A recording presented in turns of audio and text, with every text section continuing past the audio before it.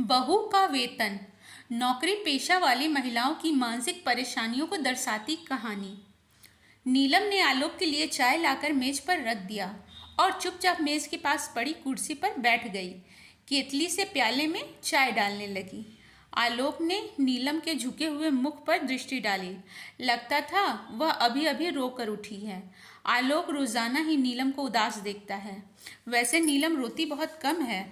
वह समझता है कि नीलम के रोने का कारण क्या हो सकता है, इसलिए उसने पूछकर नीलम को दोबारा रुलाना ठीक नहीं समझा। उसने कोमल स्वर में पूछा, माँ और पिताजी ने चाय पी ली? नहीं। नीलम के स्वर में हल्का सा कंपन था। क्यों? माँ जी कहती है कि उन्हें इस कदर थकावट महसूस हो रही है कि चाय पीने के लिए बैठ नहीं सकती, और पिताजी को चाय नुकसान करती है, तो पिताजी को दूध दे देती। ले गई थी, किंतु उन्होंने कहा कि दूध उन्हें हजम नहीं होता। आलोक चाय का प्याला हाथ में लेकर माता पिता के कमरे की ओर जाने लगा तो नीलम धीरे से बोली, पहले आप चाय पी लेते, तब तक उनकी थकान भी कुछ कम हो जाती। तुम पियो, मेरे इंतज़ार में मत बैठी रहना। माँ को चाय पिलाकर अभी आता हूँ। नीलम ने चाय नहीं पी। गोद में हाथ रखे खिड़की से बाहर देखती रही। काश वह भी हवा में उड़ते बादलों की तरह स्वतंत्र और चिंता रहित होती। नीलम के पिता एक सफल डॉक्टर थे, पर उनकी सबसे बड़ी कमजोरी ये थी कि वे किसी को कष्ट में नहीं देख सकते थे।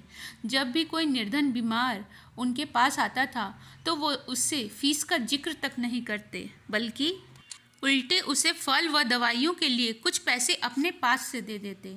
परिणाम यह हुआ कि वे जितना काम व मेहनत करते थे उतना धन संचित नहीं कर पाए।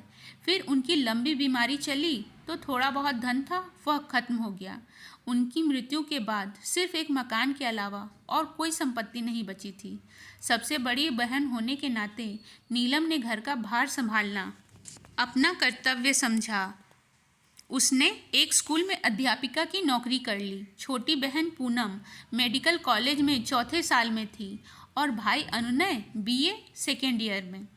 आलोक ने जब नीलम के सामने विवाह का प्रस्ताव रखा तो उसने साफ इनकार कर दिया था।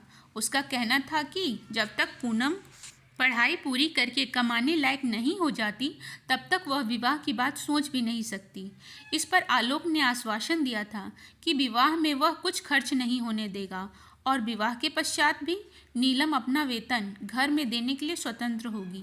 आलोक का यह तर्क था कि वह एक मित्र के नाते उसके परिवार के प्रति सब कुछ नहीं कर सकता जो परिवार का सदस्य बन जाने के पश्चात कर सकेगा।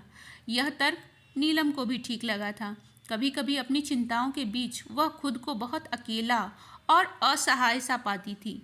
उसने सोचा, यदि उसे आलोक जैसा साथी जो उसकी भावनाओं को अच्छी तरह समझता है मिल गया तो उसकी चिंताएं कम हो जाएंगी। फिर भी नीलम की आशंका थी कि अकेली संतान होने के कारण आलोक के उसके माता पिता को बहुत सी आशाएं होंगी और इसलिए शायद उन्हें दहेज रहित लड़की को अपनी बहू बनाने में आपत्ति हो सकती है। पर आलोक ने इस बात को भी टाल दिया था। उसका कहना था कि उसके माता पिता उसे इतना अधिक प्यार करते हैं कि उसकी इच्छा के सामने वे दहेज जैसी बात पर सोचेंगे भी नहीं। आलोक के पिता प्रबोध राय एक साधारण ऑफिस असिस्टेंट की हैसियत से ऊपर नहीं उठ सके थे। आलोक उनकी आशाओं से बहुत अधिक उन्नति कर गया था। घर के रहन सहन का स्तर भी ऊंचा उठ गया था। आलोक सोचता था कि उसके माता पिता उसकी अर्जित आय से ही इतने अधिक संतुष्ट हैं कि नीलम के वेतन की आवश्यकता अनुभव नहीं करेंगे। यही उसकी भूल थी जिसे वह अब समझ पाया था। उसके माता पिता ने पुत्र का विवाह बिना दहेज के लिए केवल इसलिए किया था कि बहू अपने वेतन से वह कमी पूरी कर देगी। जब उनकी वह आशा पूरी नहीं हुई तो वे क्षुब्ध हो उठे। उन्हें इस भावना ने जकड़ लिया कि उन्हें धोखा दिया गया। आलोक कमरे में पहुंचा तो उसकी माँ सुचित्रा अपने पलंग पर लेटी हुई थी। प्रबोध राय पास ही पड़ी कुर्सी पर बैठे समाचार पत्र देख रहे थे। आलोक बोला, माँ नीलम कह रही थी कि आप थकान महसूस कर रही हैं। चाय पी लीजिए, थकान कुछ कम हो जाएगी। रहने दे बेटा, चाय के लिए मेरी तनिक भी इच्छा नहीं है। तो बताइए फिर क्या लेंगी? नीलम पिताजी के लिए मौसमी का रस निकाल रही है, आपके लिए भी निकाल देगी। रहने दे, मैं रस नहीं पीऊंगी। मैं तेरी माँ हूँ। क्या मुझे अच्छा लगता है कि मैं अपने खर्चे बढ़ा बढ़ा कर तेरे ऊपर बोझ बन जाऊं? क्या करूं? उम्र से मजबूर हूँ। अब काम नहीं होता। तो फिर क्यों नहीं नीलम को रोटी बनाने देती? वह तो कहती है कि सुबह आप दोनों के लिए पूरा भोजन बनाकर स्कूल जा सकती है। कैसी बातें कर रहा है आलोक? 7 बजे का पका खाना 12 बजे तक बासी नहीं हो जाएगा? तूने कभी अपने पिताजी को ठंडा फुल्का खाते देखा है? फिर एक ठंडी सांस लेकर माँ बोली, माँ बाप पुत्र का विवाह कितने अरमानों से करते हैं। घर में बहू आएगी, रौनक होगी, शरीर को आराम मिलेगा। खैर, फिर एक लंबी सांस छोड़कर बोली, इसमें किसी का क्या दोष? अपना अपना समय है। श्याम सुंदर लाल 25 लाख नगद और 1 लाख कार देने का वादा कर रहे थे। कैसी बातें करती हो माँ? जो लड़की इतनी रकम लेकर आती, वह क्या आप लोगों को रस निकाल कर देती? कार में उसे फिल्में दिखाने और शॉपिंग कराने में ही मेरा आधा से ज़्यादा वेतन स्वाहा हो जाता। ऊपर से उसके उलाहने सुनने को मिलते कि उसके मायके में तो इतने नौकर चाकर काम करते थे। और माँ, यदि मेरा विवाह अभी हुआ ही न होता तो क्या होता? यदि नीलम कुछ नहीं लाई तो वह अपने ऊपर खर्च भी तो कुछ नहीं कराती। तुमसे इतनी बार मैंने कहा है कि नौकर रख लो, पर तुम्हें तो नौकर के हाथ का खाना ही पसंद नहीं। अब तुम ही बताओ यह समस्या कैसे हल हो? सुचित्रा के पास जो समाधान था वह उसके बिना बताए भी आलोक जानता था, सो वह चुप रही। आलोक ही फिर बोला, थोड़े दिन और धीरज रखो माँ। पूनम ने आखिरी वर्ष की परीक्षा दे दी है, अब उसका खर्च तो समाप्त हो ही जाएगा। अनुनय भी 1-2 वर्ष में योग्य हो जाएगा और उसके साथ नीलम का उस कर पर का उत्तरदायित्व भी खत्म हो जाएगा। वह नौकरी छोड़ देगी। अरे, एक बार नौकरी करके कौन छोड़ता है? फिर वह इसलिए धन जमा करती रहेगी कि बहन का विवाह करना है। आलोक हंसकर बोला, इतने दूर की चिंता आप क्यों करती हैं माँ? पूनम डॉक्टर बनकर स्वयं अपने विवाह के लिए बहुत धन जुटा लेगी। मुझे तो तेरी ही चिंता है। तेरे अकेले के ऊपर इतना बोझ है। मुझे तो छोड़ो, इन्हें तो फल इत्यादि मिलने ही चाहिए, नहीं तो शरीर कैसे चलेगा? तभी नीलम 2 गिलास में मौसमी का जूस लेकर कमरे में आई।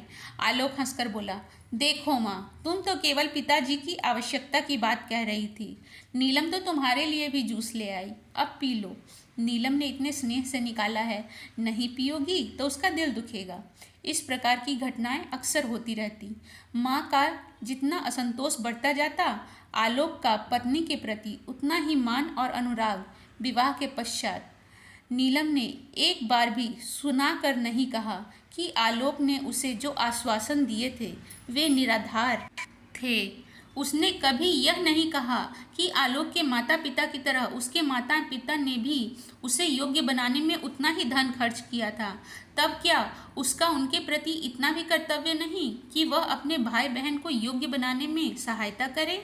वह तो अपने सास ससुर को संतुष्ट करने में किसी प्रकार की कसर नहीं छोड़ती। स्कूल से आते ही घर गृहस्थी के कार्यों में उलझ जाती। कभी उसने पति से कोई स्त्री सुलभ मांग नहीं की। अपने मायके से जो साड़ियाँ लाई थी उन्हें ही पहनती रहती, पर उसके माथे पर शिकन तक नहीं आती थी। नीलम ने सरलता से परिस्थितियों से समझौता कर लिया था। उसे देख आलोक उससे काफ़ी प्रभावित था। यही बात वह अपने माता पिता को समझाने का प्रयत्न करता था, किंतु वे तो जैसे समझना ही नहीं चाहते थे। वे घर के खर्चों को लेकर घर में एक अशांत वातावरण बनाए रखते, केवल इसलिए कि वे बहू को यह बतलाना चाहते थे कि वह अपने भाई बहन के ऊपर जो धन खर्च करती है वह उनके अधिकार का अपहरण है। नीलम स्कूल के लिए तैयार हो रही थी। उसे सास की पुकार सुनाई दी तो वह बाहर निकल आई। पड़ोस के 2 लड़कों ने उन्हें बताया कि प्रबोध राय जब अपने नियम के अनुसार सुबह की सैर के बाद घर लौट रहे थे, तब एक स्कूटर वाला उन्हें धक्का देकर भाग निकला और वे सड़क पर गिरे पड़े हैं। नीलम तुरंत घटनास्थल पर पहुंची। ससुर बेहोश पड़े थे। नीलम ने कुछ लोगों की सहायता से उन्हें उठाकर घर लाई। उसने जल्दी से पूनम को फ़ोन किया। पूनम ने कहा वे चिंता न करें, वह जल्दी ही एम्बुलेंस लेकर आ रही है। नीलम ने छुट्टी के लिए स्कूल फ़ोन कर दिया और घर आकर अस्पताल के लिए ज़रूरी सामान रखने लगी। तभी पूनम आ गई। जितनी तत्कालीन चिकित्सा करना संभव था उसने की और उन्हें अस्पताल ले गई। पूनम अपने स्वभाव व व्यवहार के कारण पूरे अस्पताल में सर्वप्रिय थी। यह जानकर कि उसका कोई निकट संबंधी अस्पताल में भर्ती होने आया है, उसके मित्रों और संबंधित डॉक्टरों ने सब प्रबंध कर दिए। घबराहट के कारण सुमित्रा को लग रहा था कि वह शक्ति रहित होती जा रही है। सारे अस्पताल में एक हलचल सी मची हुई थी। वह कभी सोच भी नहीं सकती थी कि कभी उसके रिटायर्ड पति को इस प्रकार का विशेष इलाज उपलब्ध हो सकेगा। बीच बीच में नीलम आकर सास को धीरज बंधाने का प्रयत्न करती। आलोक ऑफिस के कार्य से कहीं बाहर गया हुआ था। नीलम ने उसे भी इस घटना की सूचना दे दी। अनुनय समाचार पाते ही तुरंत आ गया था। दवाइयों के लिए भागदौड़ वही कर रहा था। मदद के लिए उसके एक मित्र ने उसे अपनी कार दे दी थी। 5-6 घंटे बाद प्रबोध राय कमरे में लाए गए। पूनम ने बार बार नीलम की सास को तसल्ली दी कि प्रबोध राय जल्दी ही ठीक हो जाएंगे। वातावरण में एक ठहराव सा आ गया था। सुमित्रा ने कमरे में चारों ओर देखा। अस्पताल में इतना अच्छा कमरा तो काफ़ी महंगा पड़ेगा। जब उसने अपनी भावना व्यक्त की तब अनुनय बोला, माँ जी, आप 2 बेटों की माँ होकर खर्च की चिंता क्यों करती हैं? मेरे होते यदि आपको किसी प्रकार का कष्ट हो तो मैं बेटा होने का अधिकार कैसे पाऊंगा? नीलम हंसकर बोली, माँ जी, आज इसने पिताजी को अपना रक्त दिया है ना, इसलिए यह बढ़ बढ़कर आपका बेटा होने का दावा कर रहा है। यह सुनकर सुमित्रा की आंखें छलछला गई। वो सोच रही थी कि यदि नीलम ने बहन की पढ़ाई में सहायता न की होती तो क्या आज पूनम डॉक्टर होती और क्या उसके पति को ये सुविधाएं मिल पाती? श्याम सुंदर लाल जी का पुत्र क्या अपनी बहन के ससुर को अपना रक्त देकर उनकी जान बचाता? ये सब सवाल उसके दिमाग में कौंधने लगे। प्रबोध राय जी जब घर आए तब तक सुमित्रा की मनोस्थिति बदल चुकी थी और सारी कमजोरी भी गायब हो चुकी थी। रात को पति को जल्दी भोजन कराकर वे नीलम के लिए कार्डिगन बुन रही थी। तभी उन्हें अनुनय के आने की आवाज़ सुनाई दी। प्रसन्नता से उनका मुख उज्जवल हो उठा। अनुनय ने एक डब्बा लाकर उनके पैरों के पास रख दिया और पूछने पर बोला, माँ जी, मैंने एक पार्ट टाइम जॉब कर लिया है। पहला वेतन मिला तो आपसे आशीर्वाद लेने चला आया। यह सुनकर सुमित्रा चकित रह गई।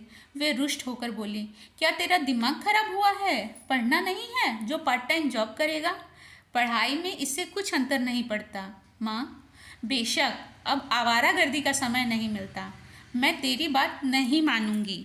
जब तक तू नौकरी छोड़ने का वादा नहीं करेगा मैं इस डब्बे को हाथ भी नहीं लगाऊंगी। और माँ जी, आप तो जीजा जी से भी ज़्यादा धमकियाँ दे रही हैं। चलिए, मैंने आपकी बात मान ली। अब शीघ्र डब्बा खोलिए, अनुनय ने आतुरता से कहा। डब्बा खोला तो सुमित्रा स्तब्ध रह गई और डबडबाई आंखों से बोली, पगले, मैं बुढ़िया ये साड़ी पहनूंगी? अपनी जीजी को दे देता ना। पहले माँ फिर बहन। अच्छा माँ जी, अब जल्दी से आशीर्वाद दे दो। और अनुनय ने सुमित्रा का हाथ अपने सर पर रख लिया। सुमित्रा हंसे बिना न रह सकी। तू तो बड़ा शातिर है, आशीर्वाद लेने के लिए भी रिश्वत देता है। तुम सब भाई बहन सदा प्रसन्न रहो और दूसरों को भी प्रसन्न रखो। मैं तो यही कामना करती हूँ।